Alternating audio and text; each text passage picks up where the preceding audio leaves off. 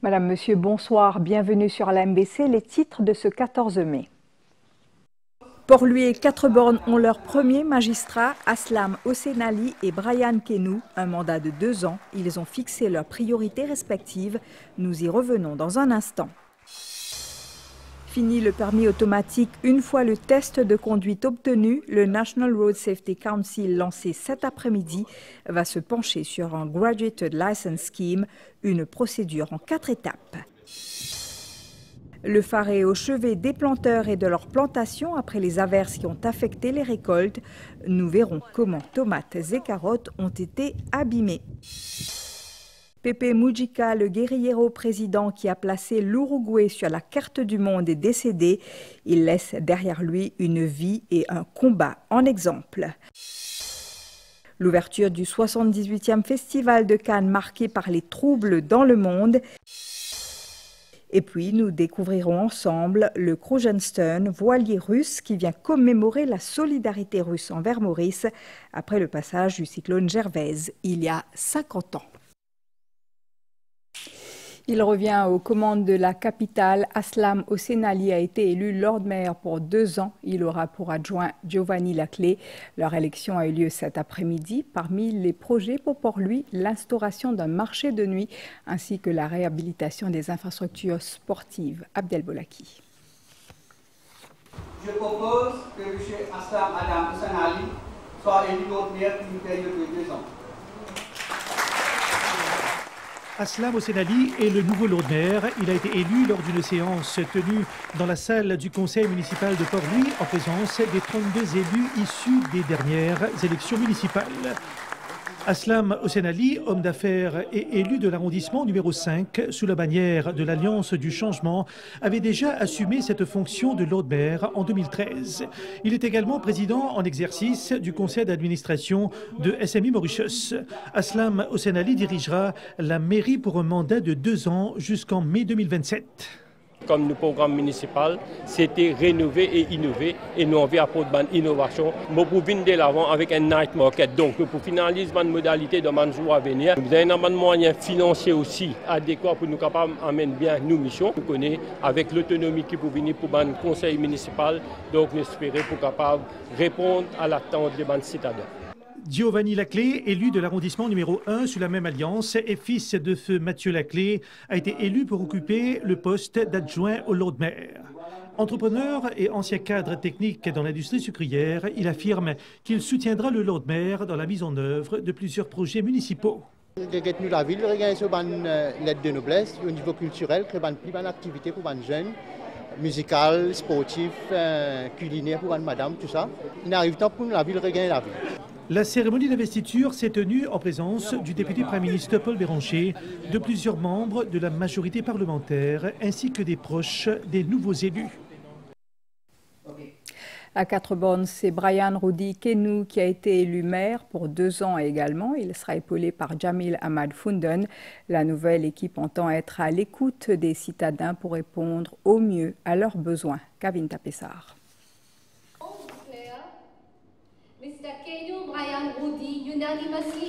À 32 ans seulement, Brian Rudi Kenou devient le maire de la ville de 4 bornes pour un mandat de 2 ans.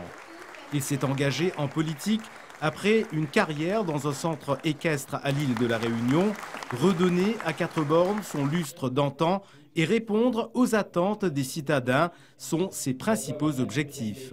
Après 3 renvois des élections municipales, la démocratie locale est retournée aujourd'hui avec la victoire de l'Alliance du Changement comme promis. Bon, maintenant que 32 ans, avec le changement climatique, des gouttes la pluie tombée, la case pays inondée partout, nous avons un système en collaboration avec le gouvernement central pour faire un bon système de drain et aussi promouvoir le sport pour la jeunesse aussi. Nous avons trouvé une jeunesse qui tombe dans beaucoup de fléaux qui pas misère. Il sera épaulé par Jamil Ahmad Funden qui a été élu adjoint maire. C'est un accomplissement pour moi, je peux expliquer. Travailler beaucoup en collaboration avec le maire. Parce qu'il y en a beaucoup de choses qui peuvent venir directement, ils nous discutent ensemble. Et il y en a beaucoup de choses qui me pensaient dans le pipeline. Cette élection s'est déroulée en présence du vice-président de la République, Robert Hungley, et des élus de la région. Une élection qui s'est tenue selon un protocole bien établi devant un parterre d'invités constitué des proches des élus. Tour à tour, les 20 élus des 5 arrondissements ont prêté serment avant de signer le registre municipal.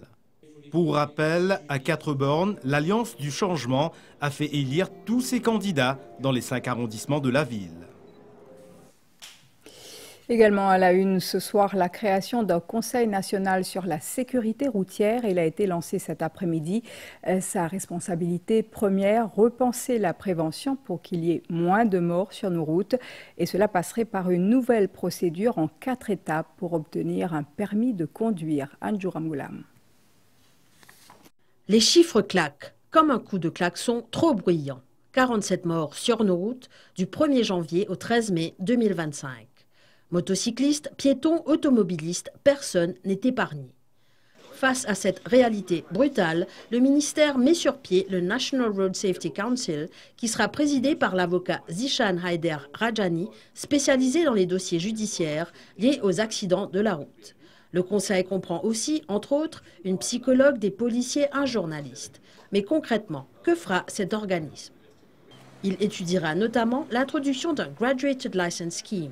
Ce système repose sur une montée progressive en responsabilité avec des restrictions spécifiques à chaque étape, dont une période probatoire. Il est appliqué dans plusieurs pays, notamment l'Australie, le Canada, les États-Unis ou encore la Nouvelle-Zélande. En fait, il y a 4 étapes qui définissent dans le programme.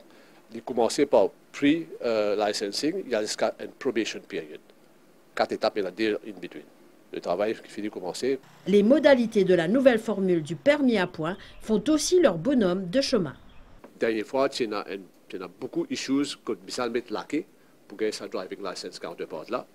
Donc, mais maintenant, la technologie a évolué à travers la plateforme BoCloud. Il est possible qu'au lieu qu'il nous stop la police, maintenant, nous sommes capables d'avoir un QR code qui a authentifié le driving license counterpart et s'il est uploadé électroniquement.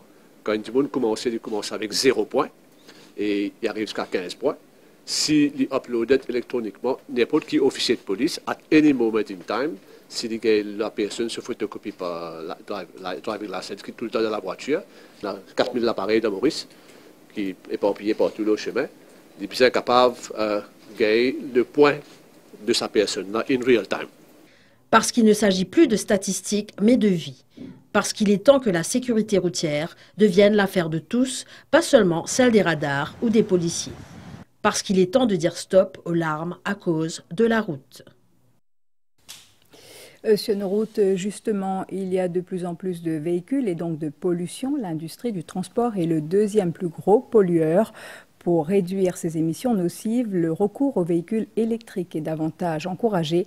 À l'Université des Mascareignes, on a réfléchi sur une recharge écologique pour ces véhicules. Kavinta Pessar.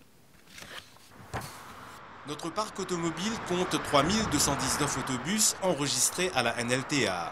L'industrie du transport est le deuxième secteur le plus pollueur, après le secteur énergétique avec 33,6% des émissions de gaz à effet de serre. Afin de réduire les émissions de dioxyde de carbone, certains opérateurs font des efforts pour acquérir des autobus électriques. Rosil Transport a été la première à investir dans cette technologie. La compagnie nationale de transport lui a emboîté le pas. Elle en compte aujourd'hui une trentaine et attend la livraison d'une centaine en provenance de l'Inde. Ces autobus ne carburent pas au diesel ni à l'essence, mais à l'électricité produite par le Central Electricity Board. Or, le CEB est sur la corde raide avec des demandes industrielles et ménagères en hausse constante. Pour alimenter ces véhicules en énergie propre, il faudrait des bornes de recharge électrique à partir de sources d'énergie renouvelables, comme l'énergie solaire, selon le ministre de l'Enseignement supérieur, de la Science et de la Recherche. C'est justement l'objet d'une étude entreprise par l'Université des Mascareignes qui a organisé un atelier de travail sur cette thématique. Nous sommes capables d'amener un véhicule électrique, mais comment pour alimenter qui est une infrastructure qui nous a mis en place. Donc, les demandes une approche scientifique. Nous avons un petit coup, combien l'énergie nous peut donner ça. Parce qu'à la fin de la journée, donc, nous ne sommes pas capables de pomper l'énergie depuis le réseau et mettre dans ça et nous pas servir. Ce projet est financé à hauteur de 10 millions de roupies par le gouvernement, alors que la HSBC y apporte un financement de 2 millions de roupies. nous avons recours dans la consommation d'électricité salariale. Alors, la demande que nous pouvons faire, c'est l'adoption de l'énergie verte. Nous apportons une solution, best practices from the group, pour que demain nous soyons capables de green the country et nous amène un véhicule qui, comment dire, sustainable, nous réduire nos dépendance aux fossil fuels. La décarbonisation du secteur du transport est l'un des moyens de parvenir à satisfaire les engagements pris à la COP26 afin de réduire de 40% les émissions de gaz à effet de serre d'ici 2030. Dans le secteur éducatif, une révision des notes est à prévoir pour des candidats qui ont préparé aux épreuves pratiques de chimie lors des derniers examens du HSC. Cambridge a fait savoir au Mauritius Examination Syndicate qu'il y a eu des erreurs dans la correction de ce papier. L'organisme s'est d'ailleurs excusé, précisant que c'est là une situation rare. Ce changement n'affecte toutefois pas la liste des lauréats classés dans la filière scientifique, selon l'officier en charge du MIS, Imtiaz Hassan, qu'on écoute des propos recueillis par Lovina Sophie. Là, c'est dans le marking scheme et non pas dans le questionnaire.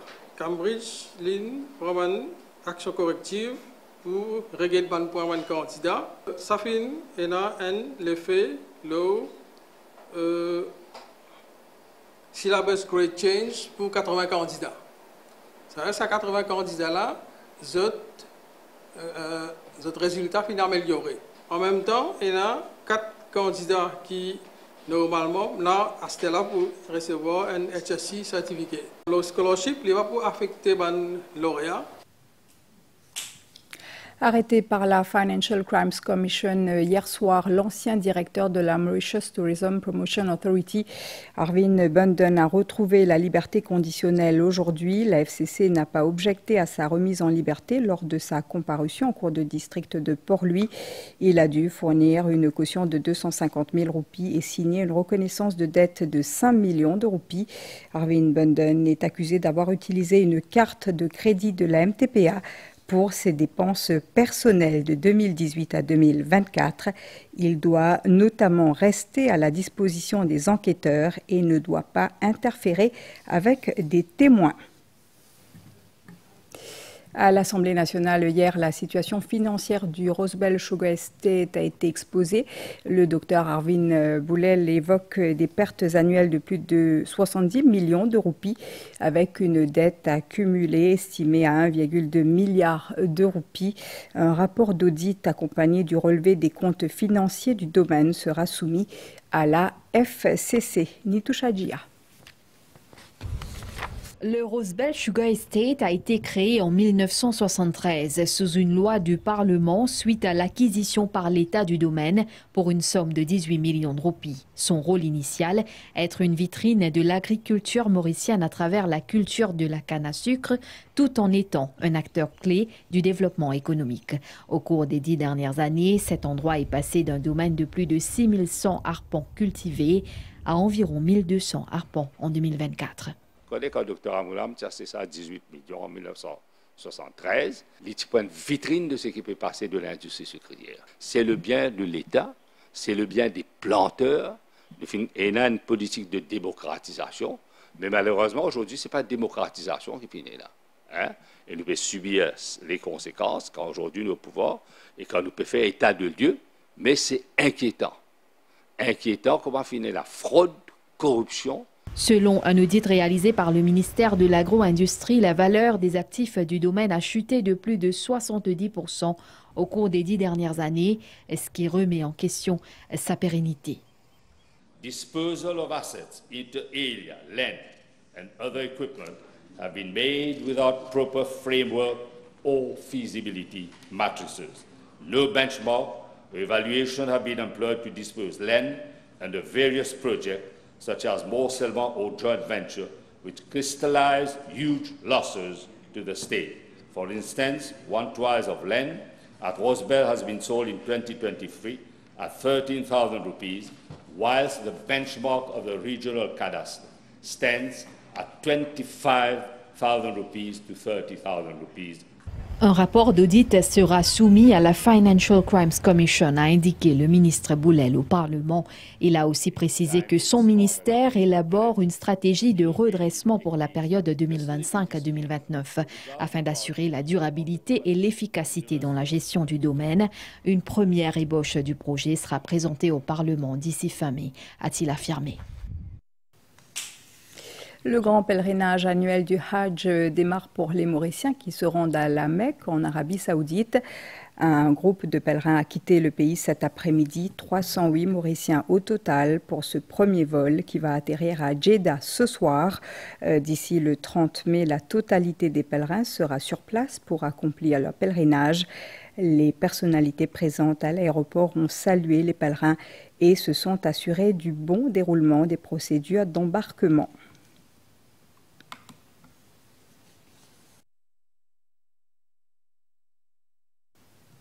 Et chargé de l'organisation du pèlerinage des Mauriciens, le ministre Shakil Mohamed annonce qu'il se rendra sur place pour poursuivre leur encadrement. Il s'est exprimé devant la presse, on l'écoute. Content pour trouver cet esprit de joie, cet esprit de fraternité et entraide qui nous finit trouver aujourd'hui. En termes d'organisation, beaucoup de monde exprime votre satisfaction. Il y a 2 salles de prière qui finissent aménagées. Alors, je souhaite un très bon pèlerinage à tout le monde qui peut aller. C'est un moment très important de la vie. Nous faisons maintenant un détour dans les plantations de légumes où les récoltes ont été abîmées par les dernières averses.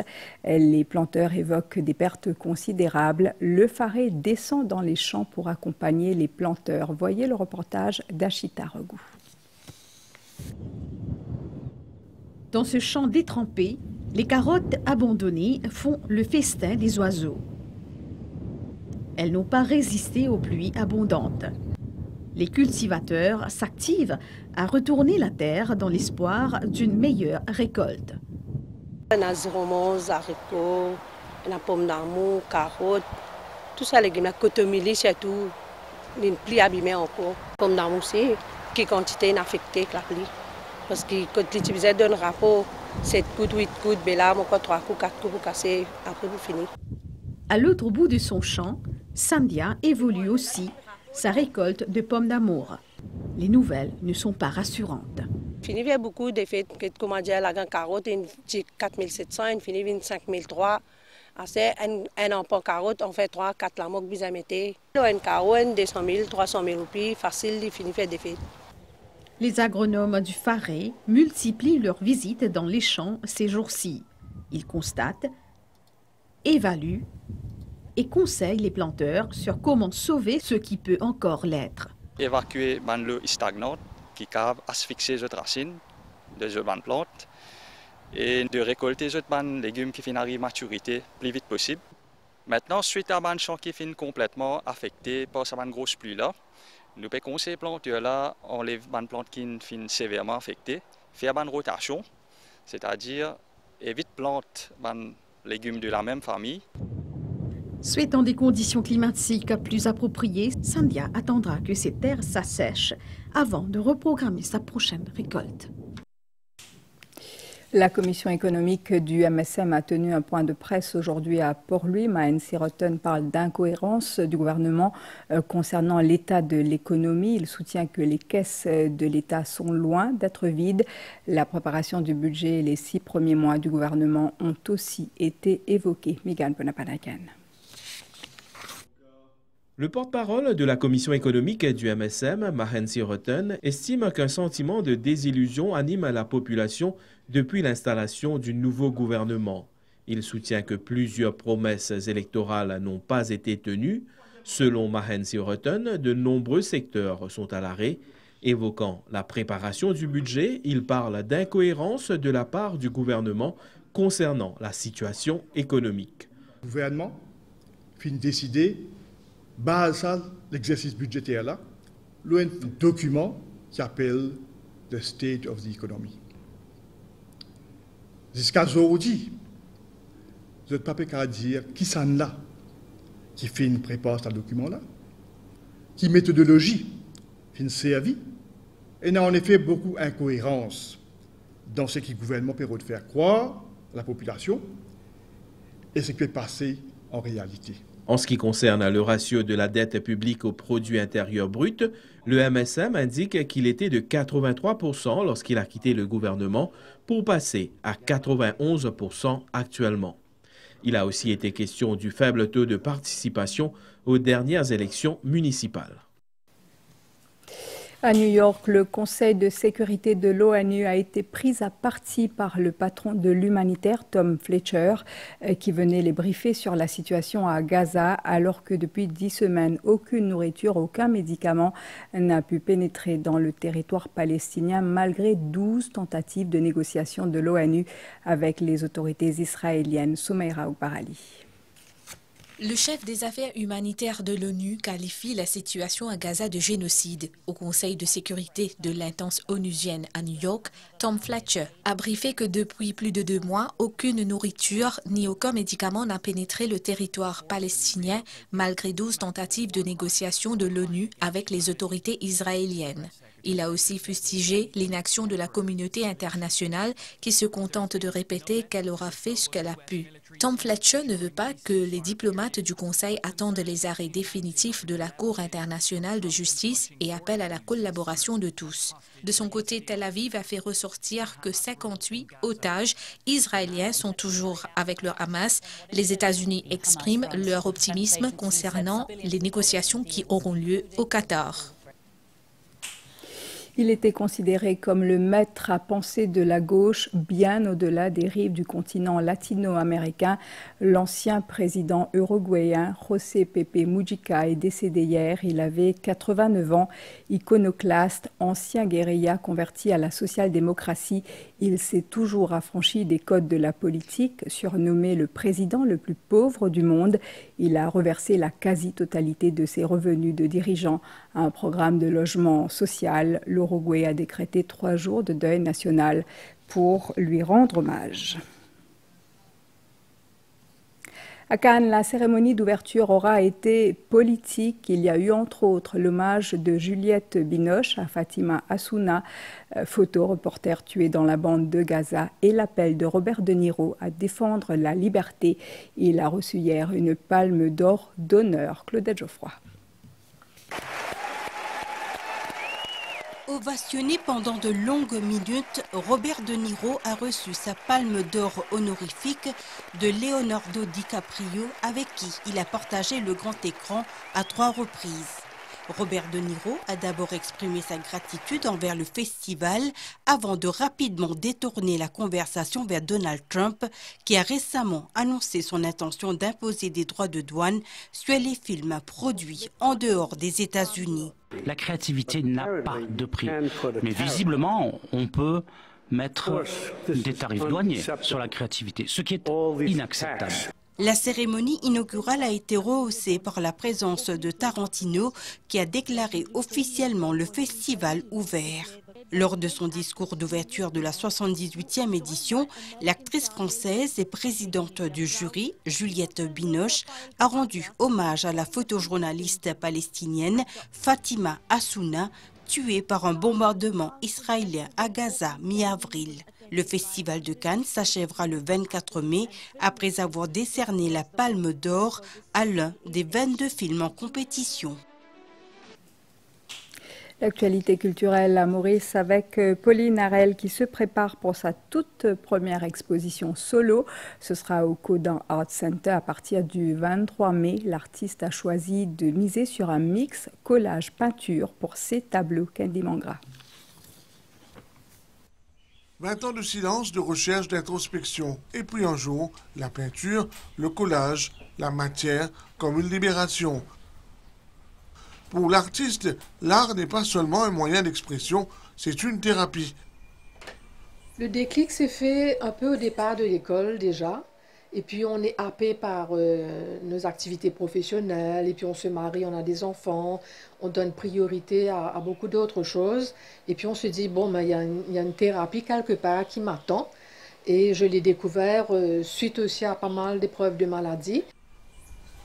Le spectateur sera face à 27 tableaux. L'artiste se dévoile dans chacune de ses toiles. Ce que je veux raconter au public, c'est que, est-ce que vous voyez la même chose que moi? Je vois de notre belle île et qui me fascine, voilà, les nénuphars entre autres, et qui m'émerveille tous les jours. Et j'invite quelque part le Mauricien ou les étrangers qui vivent ici aussi, parce qu'on en a de plus en plus ici, à venir voir et se mettre dans mon artwork pour ressentir comme moi ou autre chose de ce qui a été produit sur toile. L'art pour Pauline n'est pas un aboutissement, mais un chemin qu'elle continue de tracer pas à pas, en couleur et en silence. Elle vous attend au Kuda Art Center pour des partages. Et ce journal prend fin ici, Madame, Monsieur. Merci. On se retrouve demain. Excellente soirée à vous.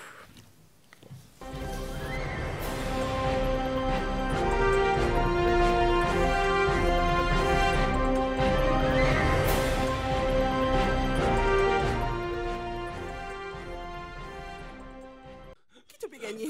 Tu n'es pas capable de respirer? Dis-moi, tu peux m'encler? Papi, levez! Hé, Vinny Linton dans sa salle de bain, il perd connaissance! Papi!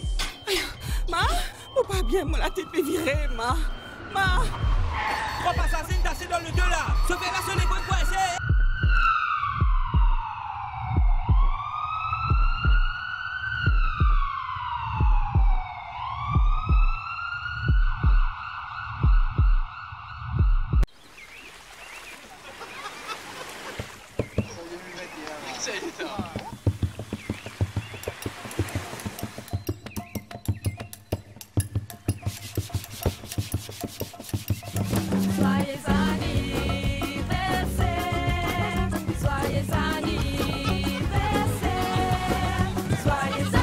Décathlon Maurice, à nous fête, c'est l'anniversaire là ensemble.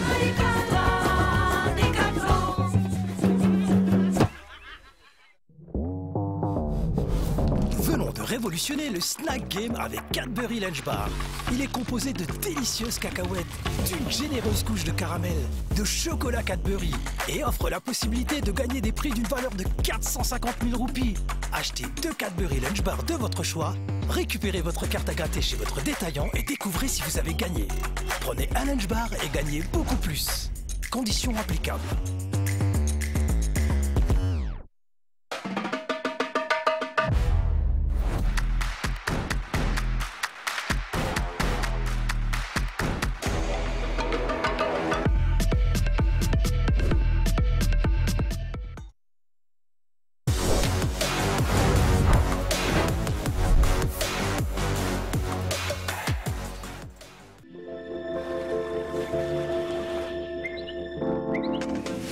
Temps plutôt maussade cet après-midi sur l'île. Des nuages actifs associés à une ligne d'instabilité influencent le temps à Maurice. Le temps sera nuageux avec des averses surtout à l'est, au sud et sur le plateau central.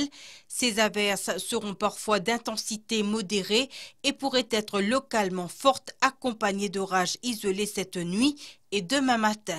Des poches de brouillard sont aussi prévues sur les hauteurs, réduisant ainsi la visibilité.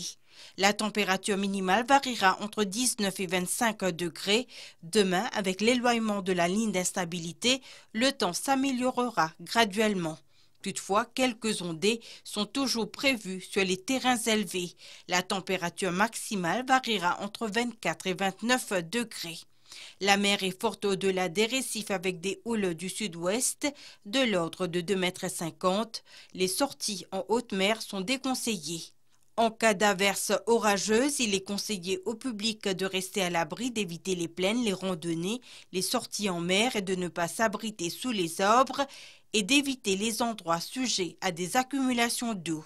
À Rodrigue, ciel parfois nuageux cette nuit avec de faibles ondées. La température minimale variera entre 22 et 25 degrés. Le temps sera mi-couvert demain avec des ondées occasionnelles sur les hauts. La température maximale variera entre 26 et 29 degrés. À Agalega, le temps sera mi-couvert durant la nuit et demain matin avec des ondées occasionnelles. La température minimale sera d'environ 26 degrés.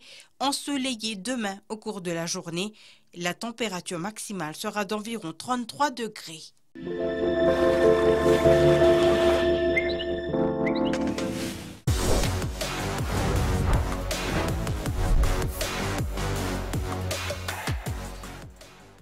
maman dit à moi, pas vine la case sans un Samsung, hein? Moi, une galoupe coup de Galaxy. Quand vous prenez une télévision, une machine à laver ou soit un réfrigérateur Samsung, vous capable de gagner une chance pour gagner premier prix, une télévision Samsung QLED 75 pouces 8K. Deuxième prix, un réfrigérateur Samsung 4 la poudre. Troisième prix, un washer dryer combo. Pas tarder, à le code Galaxy ou Galaxy.mu pour faire ou maman plaisir jusqu'à les 2 juin. Maman number one code Galaxy. Galaxy, upgrade your life.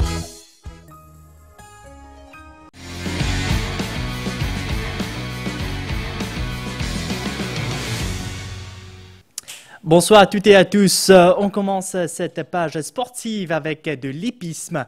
Le MTC Jockey Club s'active afin d'avoir une licence de Horse Racing Organizer prochainement. La filiale du Mauritius Turf Club souhaite toujours démarrer la saison vers la mi-juillet dans la mesure du possible. Par ailleurs, la Gambling Regulatory Authority se penche sérieusement sur les différentes licences, mais aussi sur les postes de responsabilité au sein du monde hippique. Rajiv Kampot. Les procédures sont suivies par les autorités en vue de la nouvelle saison hippique. Il faudra d'abord une application officielle de Horse Racing Organizer où le MTC Jockey Club se positionne. Une demande auprès des autorités en ce sens devrait bientôt être effectuée selon nos informations. À partir de cette étape, les turfistes verront plus clair concernant le début de la compétition. Le coup d'envoi pourrait être donné entre la période mi-juillet, date toujours souhaitée par le MTC, à début août, dépendant des développements. Le Licensing Committee de la Gambling Regulatory Authority travaille déjà sur les demandes de licence des jockeys et entraîneurs. Des vérifications strictes sont en cours et toutes les étapes respectées avant d'arrêter une liste. Par ailleurs, les entretiens pour les postes liés au domaine hippique, notamment de commissaire des courses et autres fonctions, sont terminés. Ceux qui seront retenus vont être officialisés dans quelques temps. Du côté du MTC, l'état de la piste s'améliore au fil des semaines et l'entraînement a déjà repris. Les chevaux vont accélérer le travail sur la petite piste. Le MTC et sa filiale ont obtenu la gestion du Champ de Mars depuis peu, un pas en avant pour que les procédures de licence pour organiser les courses puissent être complétées, mais aussi pour redonner vie à l'hippodrome port-louisien. Parlons du bowling à présent. Le tournoi annuel FMSC s'est tenu récemment à Bagatelle. En masculin, c'est l'équipe de Phoenix Beverages qui s'est illustrée et DMS en féminin. Au-delà de l'aspect de compétition, c'est d'abord le fun et l'esprit d'équipe qui ont primé. On retrouvera Rajiv Kampot. Les participants de différentes compagnies réunis ici autour du bowling. La compétition, certes, au rendez-vous, mais c'est d'abord le fun et l'esprit d'équipe qui priment. Très belle ambiance, donc on sent un peu la compétition, mais bon, l'essentiel c'est là on vient, on s'amuse, on passe un bon moment entre les collègues. On a la chance de rencontrer d'autres personnes, d'autres sociétés, d'autres compagnies. L'ambiance bien amicale et la dernière fois on est sorti second. Donc on est second derrière DMS. Donc on est là depuis ce matin, on a joué notre premier match et là on a su qu'on partait en finale. Et je vais vous dire que je suis encadrée de 2 championnes. On a fait la 3e place aujourd'hui, c'est notre première participation et on est très contente d'avoir participé. Pour nous l'équipe là, ça fait encore 3e année qu'ils nous gagnent, première place. Pour Babichan, nous gagnons l'honneur. Donc nous sommes extra happy, nous gagnons. Même nous avons fait mieux, beaucoup mieux, mais nous réussissons. Une activité organisée par la Fédération mauricienne des sports corporatifs, FMSC, l'objectif étant de permettre aux employés de se détendre autour de différents événements sportifs. Normalement, toute une personne bien occupée, travaille, tout ça, donc la FMSC vient de l'avant. Surtout le dimanche, le week-end, nous organisons plusieurs sports comme bowling, mois prochain il y a badminton, il y a plusieurs football, foot 5, donc tous les mois il y a quelque chose. Plus de 30 équipes ont participé à ce tournoi de bowling, une nette amélioration comparée à 2024, de bon augure pour la suite du calendrier du FMSC. Football en Angleterre, où la bataille pour la montée en Premier League continue. Leeds United et Burnley sont déjà qualifiés, mais il reste à savoir qui de Sheffield United ou de Sunderland les rejoindra. Sunderland a d'ailleurs arraché sa place en finale des playoffs, s'imposant dans les dernières secondes face à Coventry City hier en demi-finale retour des barrages d'ascension. Les détails avec Vikash Bhagirathi. Sunderland s'est qualifié pour la finale des playoffs d'accession en Premier League. Sunderland qui a dominé Coventry City 3-2 sur l'ensemble des demi-finales, aller et retour. Après avoir remporté la première manche par 2-1, les Black Cats se sont fait rattraper au score mardi soir, au retour, sur un but d'Efron Mason-Clark à la 66e minute. 2 partout donc au combiné à ce moment précis. Dans les ultimes secondes des prolongations sur un corner de la dernière chance pour éviter la séance des tirs au but, le défenseur irlandais Daniel Ballard jaillit de nulle part pour adresser une reprise frontale au premier poteau et ainsi délivrer tout le Stadium of Light aux grandes dames de Frank Lampard, manager de Coventry. La finale des playoffs opposera Sunderland à Sheffield United le 24 mai prochain à Wembley. Le vainqueur accompagnera Leeds United et Burnley en Premier League la saison prochaine. Football toujours en Angleterre, mais cette fois-ci du côté des féminines. Goodison Park, l'enceinte historique de l'équipe masculine d'Everton, ne sera finalement pas détruite. Elle deviendra dès la saison prochaine le terrain officiel de l'équipe féminine du club. Une nouveauté dans le paysage du football féminin porté par les ambitions de la famille Frederick Keane. Football toujours chez les femmes. Lors du forum d'investissement de Riyad, le président de la FIFA, Gianni Infantino, a fixé la barre haute. L'objectif, $1 milliard de revenus pour les 2 prochaines Coupes du monde féminines au Brésil en 2027 et aux États-Unis en 2031, où la compétition passera de 32 à 48 équipes. Les revenus seront réinvestis dans le développement du football féminin, selon l'instance. Et pour conclure, un mot de tennis. À l'approche du tournoi Roland-Garros, Novak Djokovic a fait un changement dans son équipe. Il se sépare d'Andy Murray, qu'il avait rejoint en tant qu'entraîneur en novembre dernier. Vikash Bhagirathi nous en dit plus. Novak Djokovic l'annonce sur ses réseaux sociaux. Andy Murray n'est plus son entraîneur. Le champion serbe a confirmé mardi matin la fin de sa collaboration avec son ancien rival. L'Écossais sera donc resté seulement 6 mois aux côtés du Serbe. Après un Open d'Australie prometteur, surtout en termes de niveau du jeu, et une finale à Miami, Djokovic peine à s'affirmer. Merci coach Andy pour tout le travail acharné, le plaisir et le soutien que tu as partagé ces 6 derniers mois, sur le terrain comme en dehors. J'ai vraiment aimé approfondir notre amitié, à notamment commenter le champion aux 24 titres du Grand Chelem dans une publication pour le moins concise. Une décision qui arrive à moins de 2 semaines de Roland-Garros, où le Serbe tentera de glaner un 4e titre sur la terre battue parisienne. Nouvelle qui nous amène à la fin de ce journal des sports. Merci de l'avoir suivi. Très bonne soirée sur les chaînes de l'MBC.